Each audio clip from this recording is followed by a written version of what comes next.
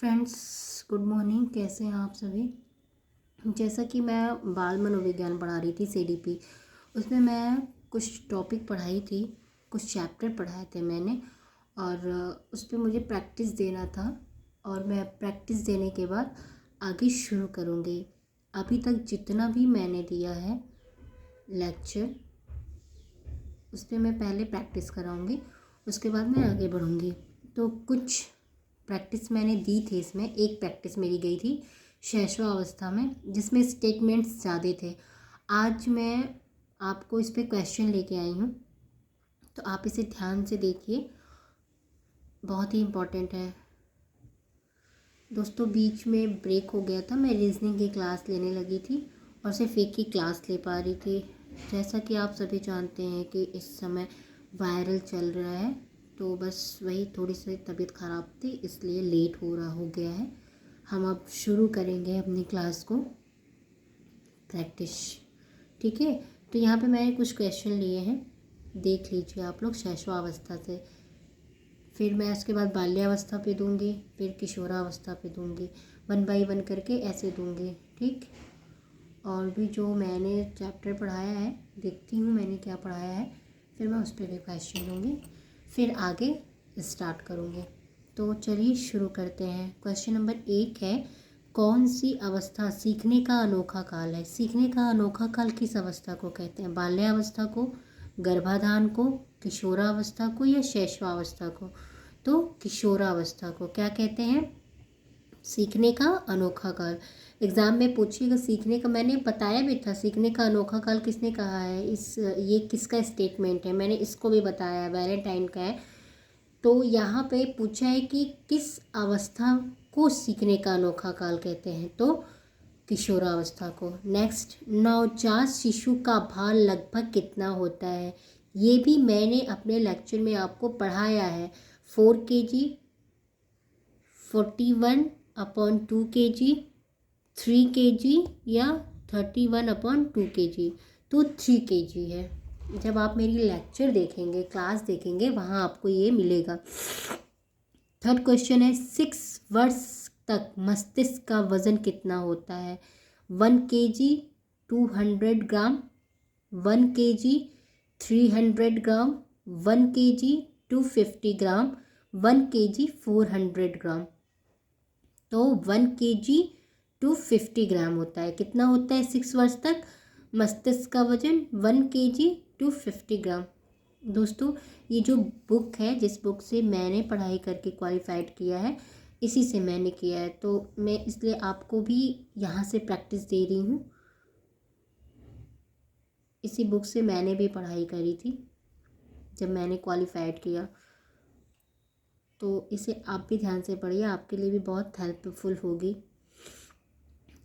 Question number 4, कितने वर्ष में सभी दूध के दांत निकल जाते हैं? मैंने अपने लेक्चर में बताया था कितने वर्ष में दूध के सभी दांत निकल जाते हैं?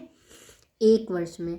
ठीक है, जैसे यहाँ पे दिया, ऑप्शन दिया है 2 वर्ष, 3 वर्ष, 4 वर्ष, 1 वर्ष, तो 1 वर्ष में।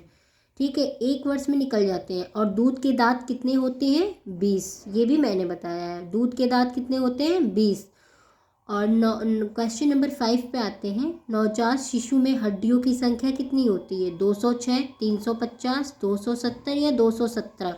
तो 270। ये मैंने अपने लेक्चर में भी आपको बताया है कि जो शैशवावस्था है, उसमें बच्चों, जो नवजात शिशु होते हैं, उनके हड्डियों की संख्या 270 होती है। दूध के दांत जो होते हैं वो 20 होते हैं। कितने वर्ष में सभी दूध के दांत निकल जाते हैं? 1 वर्ष में।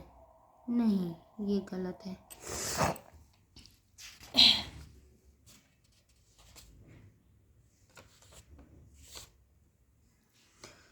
ये जो क्वेश्चन है ना, ये मुझे सस्पेंस में पढ़ डाला हुआ, ये अभी आप इसको नहीं ध्यान दीजिएगा। दूध के दांत 20 होते हैं, ये तो मुझे पता है, पर 1 वर्ष में निकल जाते हैं, नहीं, ये मुझे सही नहीं लग रहा है। ठीक है, यहाँ पे मुझे गड़बड़ लग रही है, तो मैं एक बार पढ़ लूँगी, फिर आपको बताऊँगी। नवजात शिशु में हड्डियों की संख्या होती है 270। ठीक है, स्वप्रेम की भावना का विकास किस अवस्था में होता है? स्वप्रेम यानी नार्सिज्म अपने से प्रेम, खुद से प्रेम को क्या कहते हैं? स्वप्रेम। इसे नार्सिज्म करके भी पूछता है। किसमें होती है? बाल्यावस्था में, शैशवावस्था में, किशोरावस्था में, या कोई भी नहीं, नन ऑफ दीज। तो शैशवावस्था में। किस अवस्था में? शैशवावस्था में। क्या होता है? स्वप्रेम होता है और इसी को सीखने का अनोखा काल भी कहते हैं। शैशवावस्था में शिशु के भार लगभग 3 kg होता है। मस्तिष्क के वजन जो होता है वो 6 वर्ष तक की बात किया है, 1 kg से 1 kg 250 ग्राम। हड्डियों की संख्या 270 होती है। दूध के दांत 20 होते हैं। 6, 7, 8 क्वेश्चन मिल गए आपको। वैलेंटाइन ने किस अवस्था को सीखने का अनोखा काल कहा है? देखिए, ऊपर था सीखने का अनोखा काल, शैशवावस्था को कहते हैं। मैंने यहीं पे बताया है कि मैंने अपने लेक्चर में पढ़ाया है सीखने का अनोखा काल किस मतलब किसका स्टेटमेंट है, तो किस साइकोलिस्ट का? तो वैलेंटाइन का। और यहाँ पे क्वेश्चन बन भी गया है, वैलेंटाइन ने किस अवस्था को सीखने का अनोखा काल कहा है? प्रौढ़ावस्था को, शैशवावस्था को, बाल्यावस्था को, या किशोरावस्था को? तो शैशवावस्था को। यहाँ से 3 क्वेश्चन मिले। सीखने का अनोखा काल किस अवस्था में? शैशवावस्था में। किसने कहा? वैलेंटाइन ने। तो इस एक क्वेश्चन में 3 क्वेश्चन बने। अब नेक्स्ट क्वेश्चन पे आते हैं 8। हड्डियों में कौन से तत्व पाए जाते हैं? कैल्शियम, फास्फोरस, खनिज तत्व और कैल्शियम, या कैल्शियम, फास्फोरस और खनिज तत्व? तो हड्डियों में कैल्शियम, फास्फोरस और खनिज तत्व तीनों पाए जाते हैं।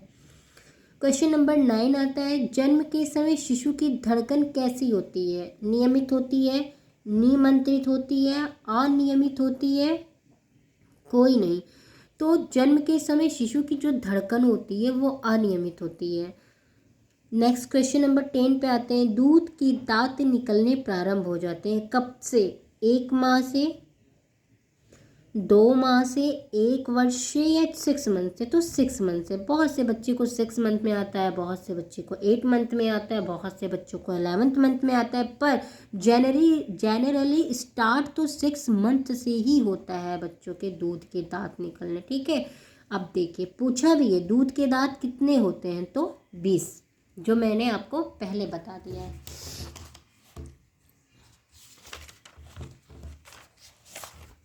ठीक है, नेक्स्ट क्वेश्चन पे आते हैं, लड़कियों में कौन सी ग्रंथि पाई जाती है?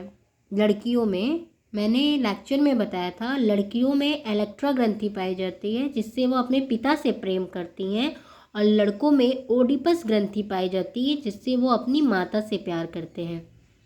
तो यहाँ पे ये क्वेश्चन बना हुआ है, लड़कियों में कौन सी ग्रंथि पाई जाती है? तो ओडिपस ग्रंथि, इलेक्ट्रा ग्रंथि, दोनों या कोई नहीं? तो लड़की में कौन सी पाई जाती है? इलेक्ट्रा ग्रंथि। नेक्स्ट, लड़कों में कौन सी ग्रंथि पाई जाती है? अभी ऊपर बात किया है, ओडिपस ग्रंथि। ठीक है, नेक्स्ट, दोहराने की प्रवृत्ति पाई जाती है किसमें? बाल्यावस्था में, शैशवावस्था में, किशोरावस्था में, या कोई नहीं? तो दोहराने की प्रवृत्ति शैशवावस्था में पाई जाती है। नेक्स्ट क्वेश्चन आता है, किस अवस्था को निर्माण काल कहते हैं? शैशवावस्था को, बाल्यावस्था को, किशोरावस्था को, या किसी को नहीं? तो निर्माण काल होता है। बच्चे इस समय में अनुकरण करके सीखते हैं, वो हर चीज़ जानने के लिए उत्सुक होते हैं, वो अवस्था शैशवावस्था है। परियों की कहानी को महत्व दिया जाता है किंडरगार्टन में, प्रोजेक्ट में, मॉन्टेसरी में, या कोई नहीं? परियों की कहानी को किसमें महत्व दिया जाता है? मॉन्टेसरी में। शिशु सबसे पहले किसको पहचानता है? तो शिशु सबसे पहले अपने माता को पहचानता है, या पिता को, या शिक्षक को, या नर्स को? तो शिशु सबसे पहले अपनी माता को पहचानता है। अभी पीछे तो क्वेश्चन पूछा, नवजात शिशु में हड्डियों की संख्या कितनी होती है? तो 270। बालक के हाथ पैर प्राथमिक शिक्षक हैं, किसने कहा है? तो थार्नडाइक ने, रूसो ने, रॉस ने, या माता ने? तो रूसो ने कहा है। नेक्स्ट आते हैं, 3 से 6 वर्ष की अवस्था में बालक अर्ध स्वप्न की स्थिति में रहता है, ये किसका मत है यानी कथन है? तो थार्नडाइक, रूसो, रॉस, बियंझा। तो थार्नडाइक का है। अभी पीछे ही पढ़ा है हमने, नवजात शिशु के मस्तिष्क का वजन कितना होता है? तो 350 ग्राम होता है। और ये सबसे ज़्यादा इम्पॉर्टेंट क्वेश्चन है ये वाला कि शैशवावस्था में पूर्ण मस्तिष्क का कितना प्रतिशत तैयार होता है। तो सबसे ज़्यादा हमारा मस्तिष्क जो है वो शैशवावस्था में तैयार होता है 90%। बाकी के 10% और भी अवस्था में तैयार होते हैं, बाल्यावस्था और किशोरावस्था। पर शैशवावस्था में 90% मस्तिष्क का विकास होता है। Thanks for watching.